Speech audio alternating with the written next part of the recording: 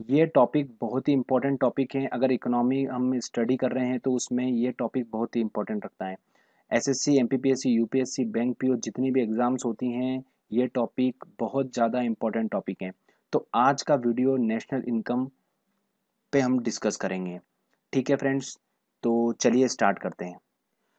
भारत देश की राष्ट्रीय आय व प्रति व्यक्ति आय की गणना का प्रयास सर्व सबसे पहले किसने करा था? दादा भाई नौरोजी ने करा था। याद रखिएगा दोस्तों, दादा भाई नौरोजी ने करा था। इनके अनुसार 1868 में प्रति व्यक्ति आय 20 रुपए थी। इन्होंने यह अनुमान एक बुक लिखी थी, उसमें ये सब बताया था उन्होंने। उस बुक का नाम क्या था? Poverty of un British rule in India. ध्यान रखिएगा दोस्तों। तो अब मैं आपको बताता हूँ कि भारत देश की राष्ट्रीय आय की गणना कौन करता है। ठीक है, वो करता है सीएसओ। सीएसओ क्या होता है? सेंट्रल स्टैटिस्टिकल ऑर्गेनाइजेशन होती है, केंद्रीय सांख्यिकी संगठन। ध्यान रखिएगा दोस्तों, हिंदी में से ये बोला जाता है केंद्रीय सांख्यिकी संगठन ही भारत की जो राष्ट्रीय आय की गणना करता है। ठीक है, केंद्रीय सांख्यिकी दिवस कब मनाया जाता है? 29 जून को मनाया जाता है। ध्यान रखिएगा दोस्तों। ठीक है, और सीएसओ की स्थापना कब हुई थी? 1951 में इसकी स्थापना हुई थी। तो ये कुछ इंपॉर्टेंट पॉइंट्स थे। चलिए अब अपन आगे चलते हैं, नेशनल इनकम को अच्छे से समझेंगे।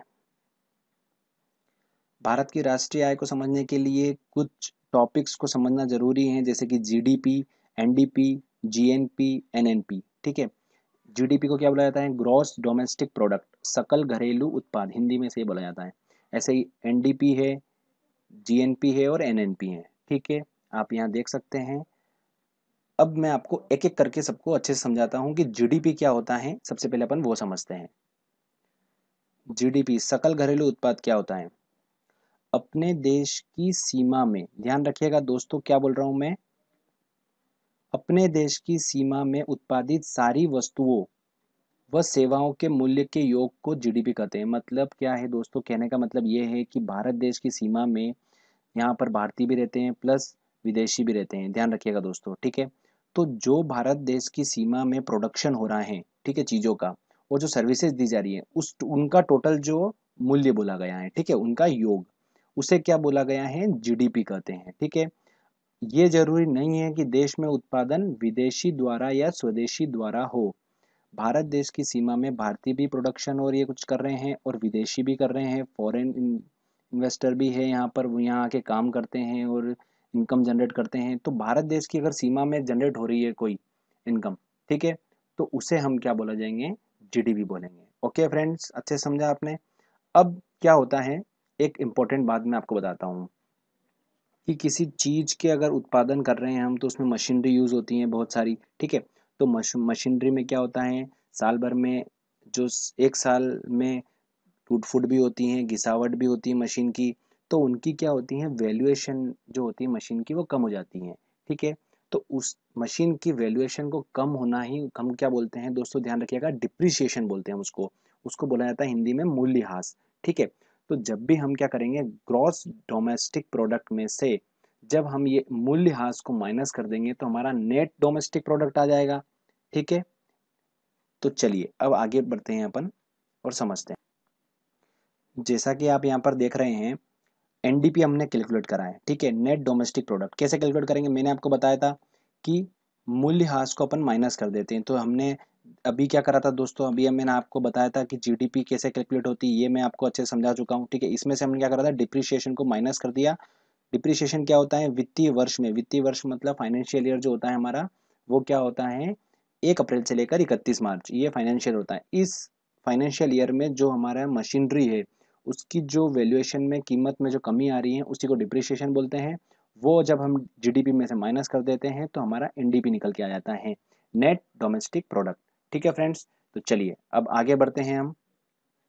अब बात करते हैं जीएनपी की, सकल राष्ट्रीय उत्पाद, gross national product. National product मतलब नेशनलिटी की बात हो रही है दोस्तों, मतलब देश के नागरिक की बात हो रही है। सिंपल सी बात है, बहुत इजी तरीके से समझेंगे। देश के नागरिकों द्वारा उत्पादित वस्तुओं व सेवाओं के मूल्य का योग, ठीक है, जीएनपी कहलाता है। मतलब चाहे वो भारतीय या द्वारा, मतलब कहने का मतलब ये है कि अगर भारतीय हो, चाहे वो विदेश में क्यों ना अर्जित कर रहा हुआ है, बस ये फंडा है। ठीक है, बस भारतीय होना चाहिए, उसी को बोला गया है ग्रॉस नेशनल प्रोडक्ट। ठीक है, तो ऐसे समझते हैं कि हम देख रहे हैं यहाँ पर आपको मैप दिख रहा होगा, जैसे कि मैं आपको बता रहा हूँ, शो कर रहा हूँ। तो कोई रशिया में इंडियन होगा, वो वहाँ से इनकम जनरेट कर रहा होगा। ठीक है, वहाँ से वो, उसके बाद कोई हो सकता है कि अमेरिका में हो, कोई हो सकता है ऑस्ट्रेलिया में हो। तो विदेशों में भी भारतीय लोग जो हैं वो इनकम को जनरेट कर रहे हैं। ठीक है, तो उनको तो लिया ही लिया है साथ में, प्लस इंडिया में जो जनरेट कर रहे हैं उनको भी ले लिया है। ठीक है, तो इसमें कोई सीमा की पाबंदी नहीं है कि इंडिया में ही है या ऐसा कुछ नहीं है, बस देश का नागरिक होना चाहिए, वो बात इसमें कही गई है।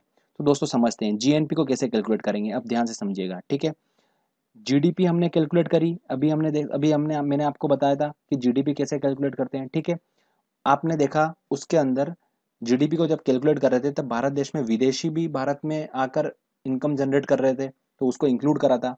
तो यहाँ पर सिर्फ और सिर्फ भारत के नागरिकों की बात हो रही है, तो अपन को फॉरेनर को तो हटाना ही पड़ेगा। ठीक है, तो आप देख रहे हैं जैसे कि इसमें से क्या करा गया, माइनस कर दिया गया एम। एम मतलब विदेशों द्वारा भारत में अर्जित आय। ठीक है, अब इसमें अपने को ऐड करना है कौन से, जो लोग भारत से बाहर जाकर इनकम कमा के आ रहे हैं, तो उनको भी अपन को इसमें ऐड करना है, जो कि हमने जीडीपी में ऐड नहीं करा था।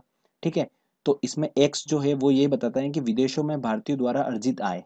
ठीक है, तो इसको हमने क्या कर दिया, इसके अंदर ऐड कर दिया।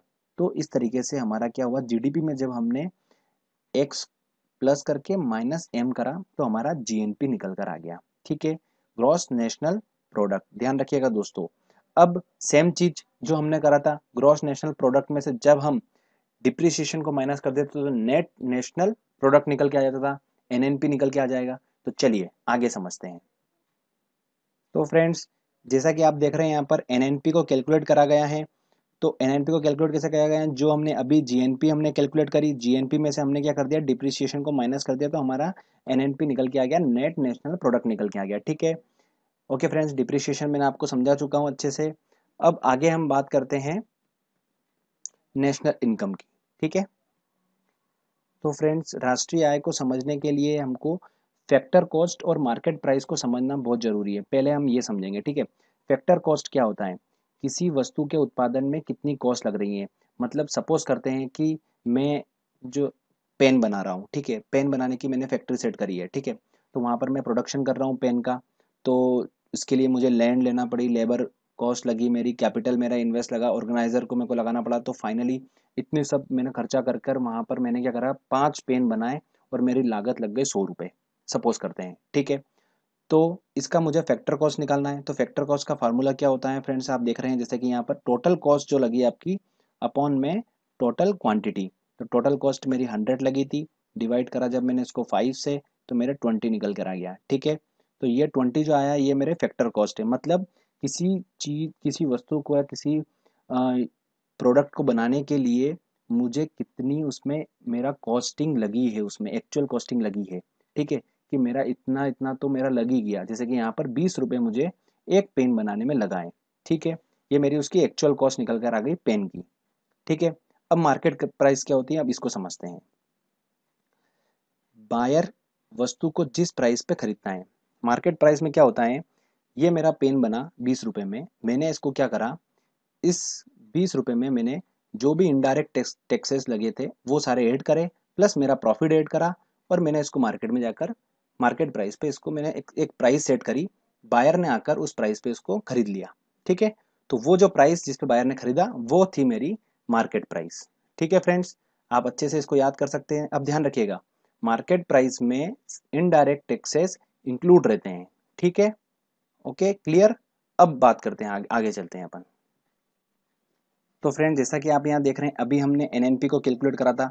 अब हम देखते हैं, अब ऊपर देखिए ये वाला, ये चीज देखिएगा आप। ठीक है, ध्यान से देखिएगा, एनएनपी जो अभी हमने कैलकुलेट करा था उसको मार्केट प्राइस पे हम कैलकुलेट करते हैं। अब मैंने आपको बताया था कि मार्केट प्राइस पे क्या होता है दोस्तों, जो मेरी कॉस्टिंग लगी प्लस मैंने जो मेरी कॉस्टिंग लग के जो मैंने पेन बनाया था उसमें मैंने इनडायरेक्ट टैक्सेस ऐड करके उसको मैंने अपना प्रॉफिट ऐड करके सेल कर दिया था।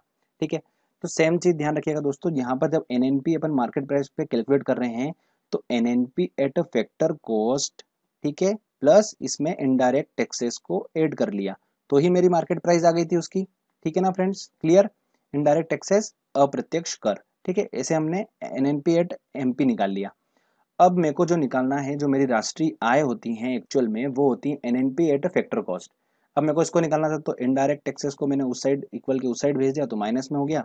तो NNP at market price minus indirect taxes, ये जो देख रहे हैं फ्रेंड्स आप, ये यही हमारा जो होता है वो होता है हमारा नेशनल इनकम। ध्यान रखिएगा दोस्तों, यही हमारा होता है national income. Okay friends, clear?